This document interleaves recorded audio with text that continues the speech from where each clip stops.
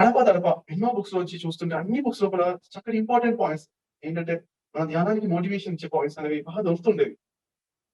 ఇంకో కొటేషన్ నాకు బాగా హెల్ప్ అయిందంటే చాలా సార్లు అనుకుని బాగా తపనతో చేసిందంటే ఆ కొటేషన్ మామూలుగా ఉన్న వాళ్ళకి పనికి రాకపోవచ్చు, వదిలేసేయచ్చు. కానీ నాకు ఆ కొటేషన్ ఎన్నోసార్లు గుర్తించుకున్నా, హృదయానికి గుర్తించుకుని చేసేవాళ్ళు. ఏంటంటే ఆ కొటేషన్ అంటే ధ్యానంలోకి రాకముందు అనేక జనంలో కొన్ని వేల కోట్ల zillions and billions of lifes waste అయిపోవచ్చు. వందల కోట్ల, వేల లక్షల కోట్లు, కోట్లాది కోట్ల జన్మలు వేస్ట్ అయిపోయినా ఏం పర్వాలేదు అని చెప్తారన్నమాట. ధ్యానంలో రానంత, ధ్యానం తెలియనంత ఎన్ని జన్మలు వేస్ట్ అయిపోయినా ఏం పర్వాలేదు, ఎందుకంటే మీకు తెలియలేదు కాబట్టి.